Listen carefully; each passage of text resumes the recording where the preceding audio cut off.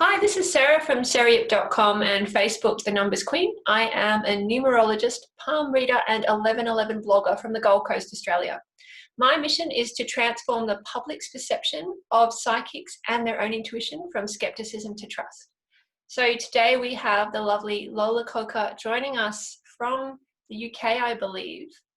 Lola and I met on Instagram, so we're actually birthday twins. We're both born on the 27th of January, which is super cool and interesting. And we just have a lot in common. So I'm really honored to be talking to her today. Lola, how do you like to introduce yourself? When people ask you what you do, what's your sort of passion? How do you like to frame that? Hi everyone. So I am Lola Coca and I am a musician, but I like to describe myself as a creative because I feel that although music is one of the ways I express myself, I think the root of it is that I have a lot of creativity in many areas. Yeah, I can kind of feel it like bursting out. It's like there's like 10 little heads jumping out going, pick me, who will it be today? I love that.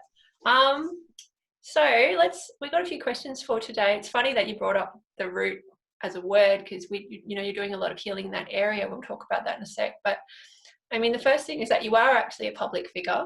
You do make popular music, and what do you like about being in the spotlight?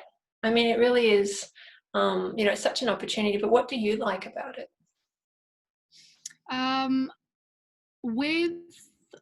With actually being someone that holds a platform, I quite like to occupy the space with perhaps voices that aren't being heard, or not voices necessarily, but sentiments that may be blindly accepted in society. And I quite like to poke at those kind of topics. I quite like to challenge, maybe it's the rebellious side of Aquarius, I don't know, but I quite like to challenge my own things in my life, which hopefully that other people can relate to. So by putting myself on the stage to be the person that plays the fool or whatever it might be, hopefully other people are redeemed in that light in a way. Oh, that's so beautiful. What do you find challenging about being out there? What do I find challenging? I guess my main challenge is not to actually overmanage myself and become self-conscious in it. So I think the hardest challenge is to allow myself to have days where I'm not perfect or XYZ. And I can release, it's not so much other people's expectations, actually, it's my own expectations of myself. And that's my biggest challenge. Very interesting. Well, we know from your date of birth in full, which you've given me privately, it adds up to the number 37. So in numerology, our date of birth gives away a lot of our soul contract, our spiritual job description. It talks a lot about even the ages at which we'll have massive turning points. So yours adds up to 37, which reduces to 10, which reduces to 1. So you're here to be a number 1 pioneer life path. That's a lot about healing the root chakra, which is the feet, the legs, the tailbone. It's about standing up for yourself, kicking butt, moving people on, being a catalyst, being the first to. A lot of people with this path are the black sheep in their family. Earlier this year, I wrote about Prince Harry. He's a 37-10-1. And I wrote about how he was going to leave the royal family. And then I think within a couple of weeks he did. And, if you can read the numbers, it's obvious. But, what do you have to do to stay healthy and successful in a competitive industry as a number 1 who obviously you have a level of ambition in yourself? What does it take for you to stay well? I think there's a lot of comfort in knowing that I'm not crazy in some of the ways that I'm perhaps difficult in my own industry. So the music industry has a certain way that it works already. You sign this, they tell you where to be and what to do. And that never really appealed to me. I very much was in love with the creative process, but this framework that it has been presented in for a long time, I was always very like banging on the walls of that. So to stay healthy, it's good to know that that's almost in my path to challenge this particular narrative of how people can create, make music, express, connect with other people. To stay healthy, I literally have to remind myself of that Yeah. sometimes when things get challenging, it's okay. You're not just being difficult for the sake of difficulty. You are actually trying to create healthier environments for artists.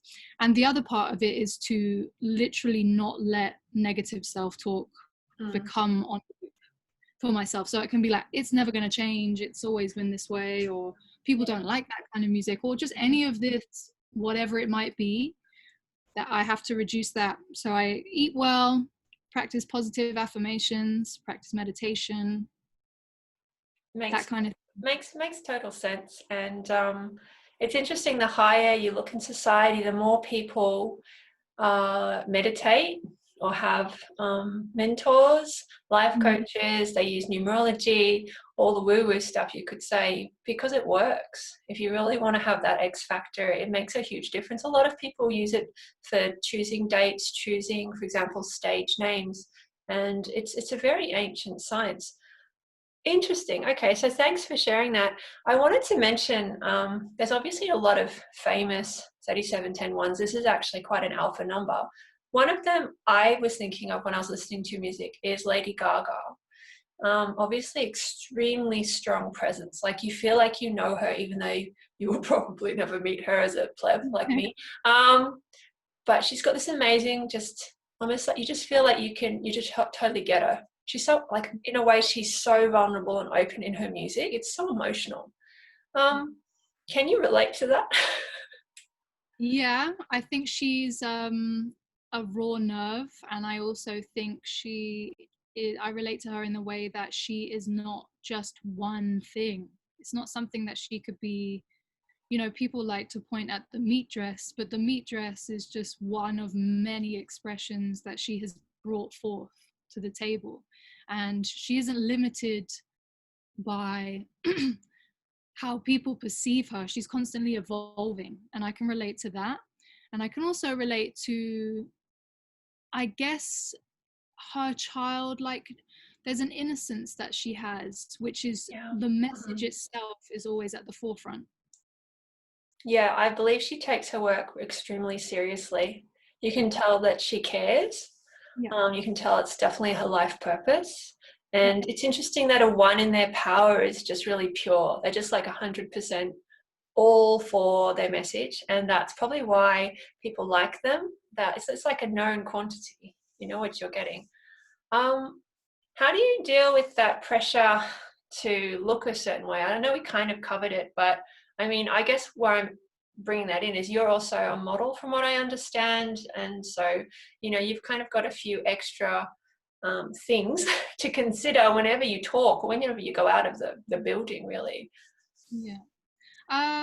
I don't really allow that in anymore. I think when I was younger and I was modeling full time, and perhaps I didn't have a different outlet like music, I was a bit more malleable, but it's almost like there was a lid on which forced my creativity for music to come out, to allow me to have a voice, to be seen in the way that I am and that I want to be seen, as opposed to characters that I'm able to perform through via different fashion brands and campaigns. So there's a fun element of play sometimes where I like to try these different things on and express. But for the most part, I try not to get tied up too much anymore with how I'm perceived, in a way.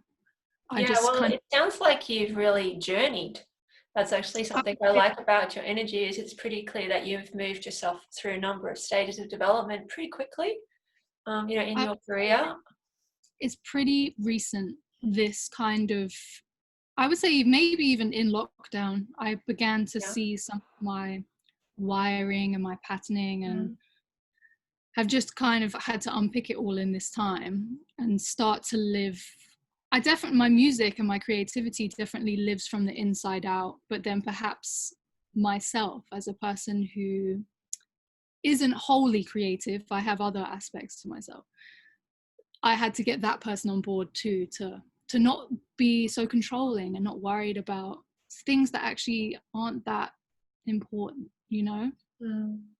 Yeah, well, I talked about in my forecast at the beginning of this year about being careful of catching the panic bug and the spiritual flu. And whether you think about that in terms of actually like COVID or just that the terror that a lot of people are carrying. And if you go near them, they will literally like kind of spew it on you energetically. And for some people, it's been a grace to actually have a reason not to have to even engage and just not be sort of infected in the first place with some of those belief systems, just to have a rest from that. Because, of course, it'll be there again in future, but it's nice to know who you are without it.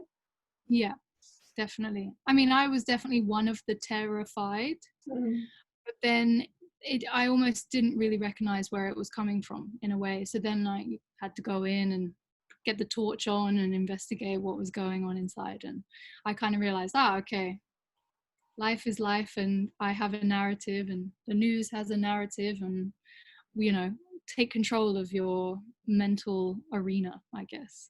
Yeah, you've talked about that a few times. It sounds like you might do a lot of public speaking on that in your life. Let me see what else I wanted to talk about. So you produce quite original music. It's very funny, like the Bad Girlfriend song where you talk about not remembering your boyfriend's birthday. Right. It's quite witty. That does go with your life path. How do you keep those ideas fresh? Do you have like, how do you produce that kind of stuff? Does it come to you in the middle of the night, or is it like you have to really effort? Or I actually, so two things with Bad Girlfriend. I thought the wittiness to me, the inside joke to me, and it's literally a joke with myself, is that I always know when a person's birthday is, because I'm someone who loves astrology. You'd be a good numerologist too. Right? The first thing I know. So in a way, the wittiness comes from this idea of being a bad girlfriend, because I'm sorry, I didn't remember, but I do know when it is. Do you know what I mean? Like there's a wittiness, a playfulness to it. And the wittiness itself comes from my humor, I guess, is ways that keeps me protected. So there are elements to maybe when I'm working with a producer in the studio that I will make a joke of something, and I'm quite descriptive in the way I make jokes about things. And there'll be maybe something that we will say in conversation to each other, which will spark the idea. It makes sense. So you get yourself in the right environment with the right people, and like amazing things happen. And that's a beautiful sort of story to be sharing with us.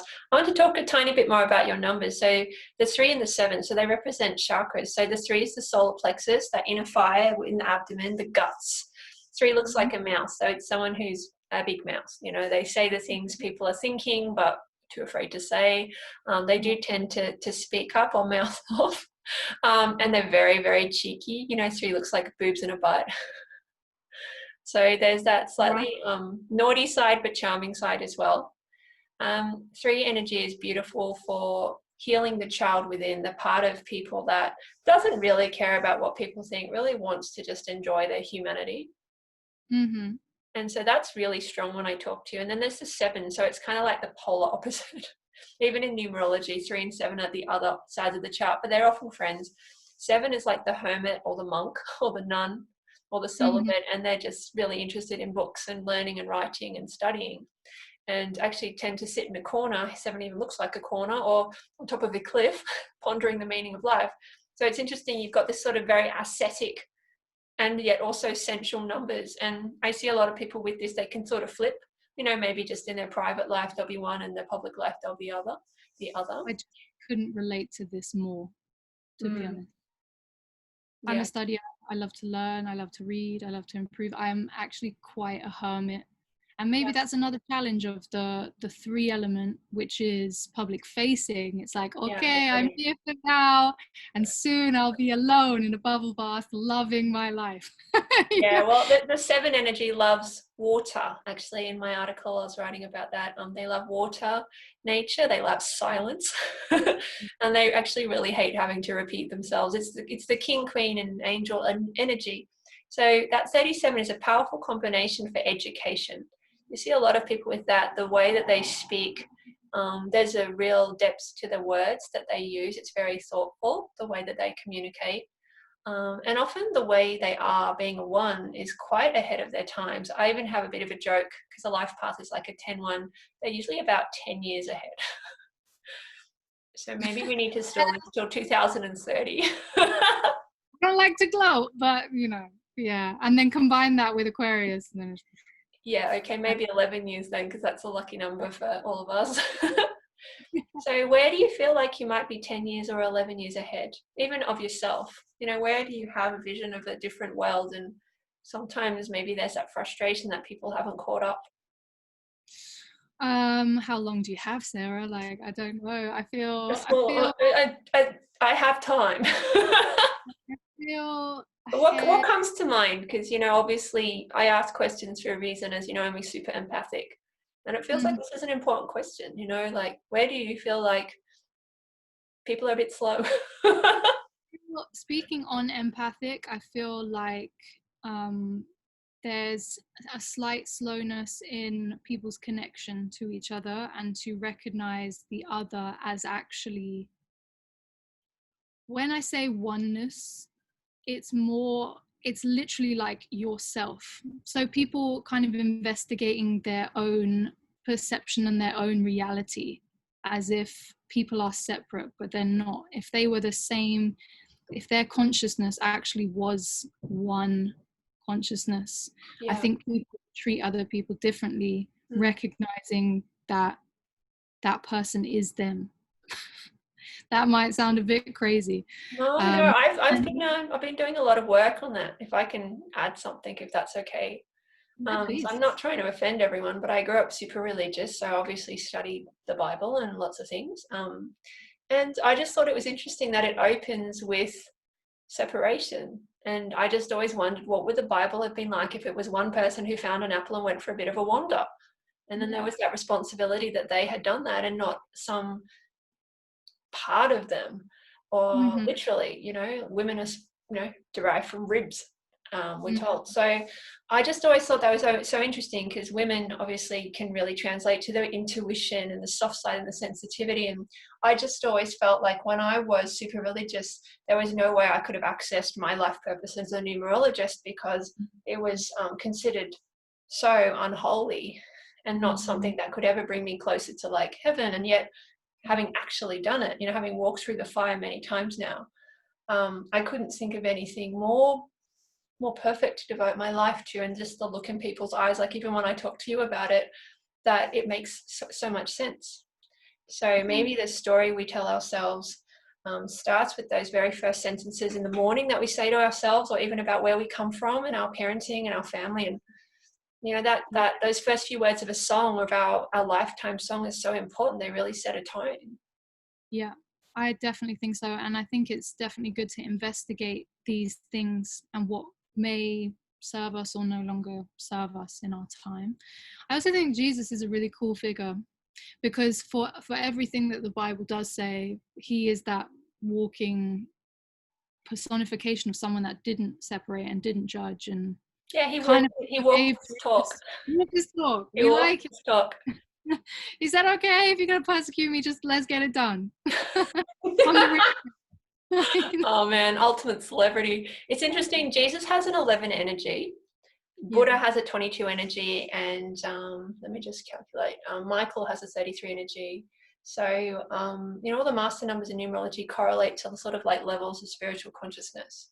I am a master 11, and it's interesting, words like Christian, Jew, many charged words actually have that 11 vibration. I think they teach us a lot about extremes, because 11 is about being polarized and yet realizing there's this beautiful middle section where we're all connected. Even if you can't see the connection between you and me, there's an energetic particulate connection right now, right? Because you can feel it, I can feel it.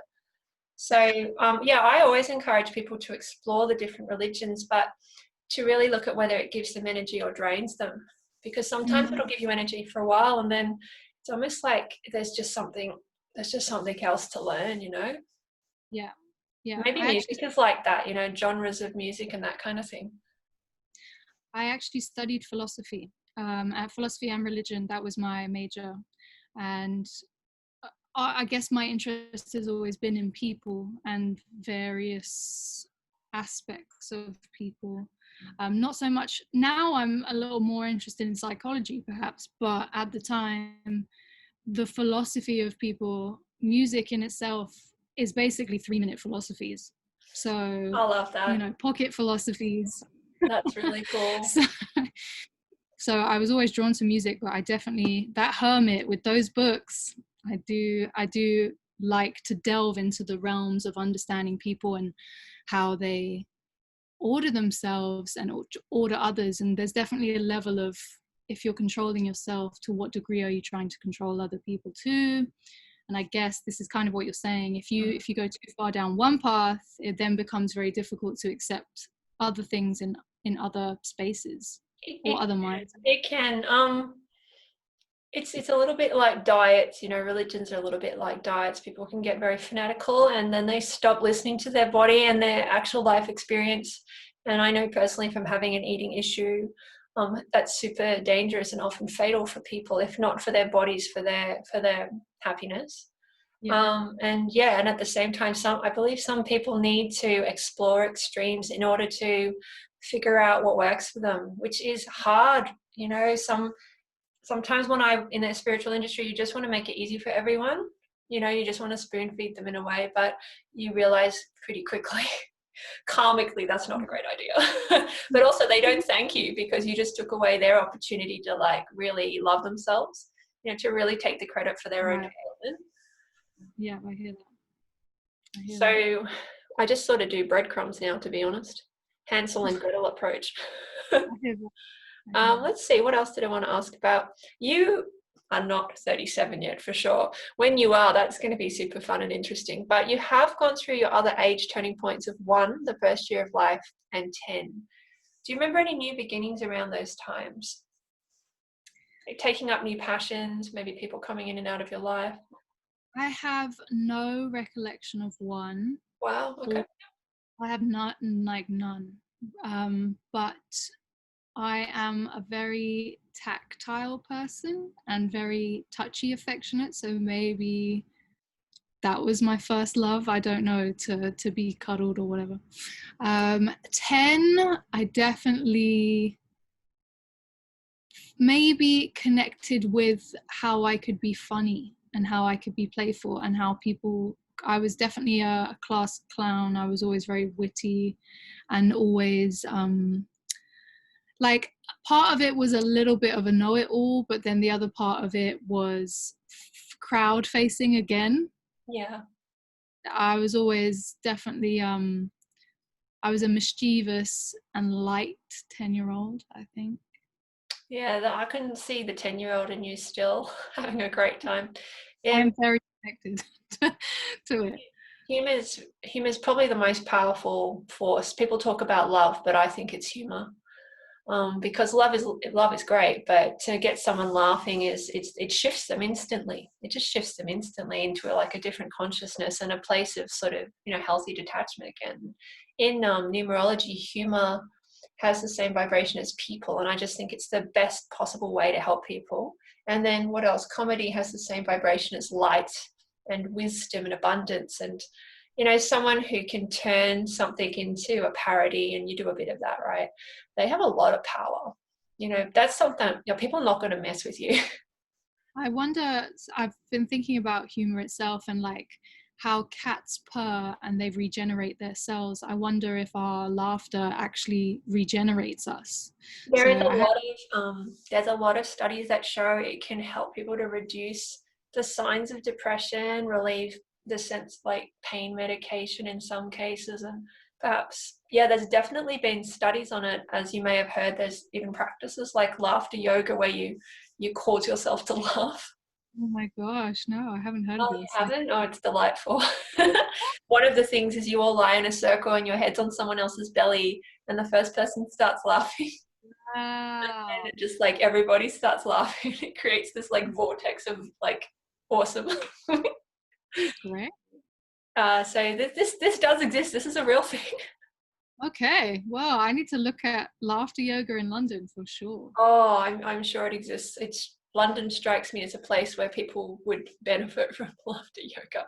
London's a 2911 city like Sydney, and there's a lot of 1111ers who live there. In fact, Natasha Nanda, who wrote one of the big 1111 books, I've interviewed her. She lives in London.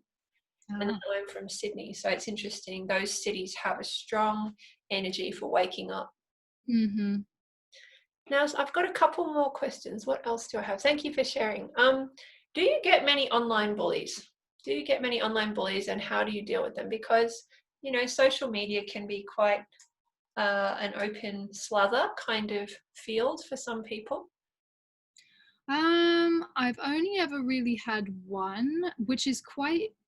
That's almost miraculous. It is kind of. There's definitely been... Maybe I just don't take as a lot of it personally. There's definitely been people Maybe that said you they don't notice it. Definitely a bit of that going on, but there's only been one that I've felt came for me. Oh. And to be honest, I feel like they know me. They know me. So part of me is like, right, there's just some bizarre person in my life or from my past that is posing under a fake name, that is really holding on to something for me. And then I guess in some ways, part of where I'm at is like, whatever they're seeing in me is something that they're not settled with within themselves. And I just wish them the best to discover that and to heal from that, really. I don't have a lot of interaction with online bullies, to be honest. Well, it's a good thing to hear, to be honest. I'm often coming across them myself, so it's heartening to know it doesn't always have to happen. Perhaps I just need to make more rap music. There's an element of that. I don't know, but I feel like maybe this is the darker side, and where, you know, your mug that you're drinking from comes in, is that no one is gonna be harder on myself than I am as well. So by the time that I formulated humor and got to the dark bit to flip it into the light bit, if someone comes back and pokes the dark bit, I'm like, no, we did that. It's now funny. Like, it's been already changed, you know. I've already had this conversation with myself, and I'm kind of, we're done with that in a way, you know. It feels like the way you use your music is very conscious. In tarot, the number one tarot card in the major arcana is the Magician. And you have a very magical energy. I mean, firstly, you look like an extra from Lord of the Rings. Like, I feel like we should swap backgrounds, and you should just wear like beautiful elven cloak. I was kind of part of the background in the green. I felt like, oh, okay, you're in the green. I'm just I'm just emerging in the green. But yeah, I have Irish elf energy for sure. Oh, very strong. And nobody messes with the fairies, that's for sure. Yeah, you know, it feels like you use your music in a very conscious way, as I said. And so you're right, by the time people find your music, there's not that much for them to latch onto. You've done a lot of the spiritual preparation work. Well, maybe that's somewhere where you'll be helping people in future, because, you know, clearly there's a lot of musicians where perhaps there's a lot of unfinished energy to what they put out there, and so they attract a lot of very unfinished people to it. Maybe. You're quite a teacher. Beautiful energy. So how can people support your work? How can they find you? So you can find me on the social platforms. You can find me on Instagram under Lola Coca, Twitter under Lola Coca, and then Facebook and YouTube, you can find it under Lola Coca Music. Yeah, and where does Lola Coca come from? As a name? So the idea of Lola Coca is that basically I never, my actual surname didn't serve the Lola Coca, the rhyme thing, is also part of this wittiness. Whenever I said the name, I noticed that the Coca just came to me one day. I don't know why, but when I introduced myself as that, I immediately saw people repeat it back to me and register it. Sometimes I'm terrible when people tell me their name. I'll take it in and then it'll go. This is my bad. But for some reason, this name just stuck. instantly when I was trying on gloves, let's say. And it's something that I felt was tenacious and rebellious, and I don't know, it just became an armor for me that I really understood how to use it. Yeah, well, if I can talk about the numerology of it and then we'll wind up. So Lola Coca, so 3, 6, so 9, 12, 13, 16, 22, 25, 28. So it has a 26/8 vibration. So in the system I use, which is on my website, seriep.com, A is 1, B is 2, C is 3, goes up to 9, repeats. Very, very simple, actually. So it adds up to 26/8, and that's the same vibration as Queen. So, so it's very, very great choice, firstly. But also the 8 energy is about not only connecting with the human race, but being a tough competitor, recovery after setbacks, not tolerating bullies, which is interesting. And also someone who is the whole package. 8 is the whole package. And the 8th chakra, or the aura, is a lot about playing God and protecting your energy field. So the name itself comes, for me, it's very like warrior princess. I definitely, it feels like that. I understand. I work with some people to kind of identify the spirit of their business or the spirit of their work, and it feels like this is almost like this other energy that's coming to work through you or with you as a partner. And whether she, he, or it takes no prisoners. I definitely understand that. It's never got like a Kali energy to it in a way. Yes, I really like the Kali energy myself. So interesting. Let's look at the emotional urge before we wind up. So 6, 7, 14. So there's what's called a karmic number in the soul urge. The soul urge is formed by the bowels. It's number 14. There's a numerologist called Tanya Gabriel who associates that with the media. So I've seen that myself. But also the 14 is a very big heart, a very big desire to open people up here and transform the crap. And the 14/5, it gives you, like, it's very restless, it's very impatient, it very much just wants people to get it. So it's funny because the 8 is very queenly, but the 14/5 inside is kind of like every now and then it kind of punches you in the arm. Yeah. Or has like a little sparkle in its eye. It's like, we can party later. So 5 is like a rebel. So you're like, this name is like the rebel queen, Lola Coca. Definitely, yeah. I mean, the music kind of that follows has this to it too, for sure. Well, But 2020 really is definitely the decade and the century for this kind of energy. So I am sure it will only get better. Thank you for sharing your life with us. Thank you for sharing your secrets with us. Thank you. I'm so, like I said before we started recording, I'm just so happy to finally sit down with you. I've always connected with your work online, even prior to, I think I've been reading some of your blog for at least 3 years.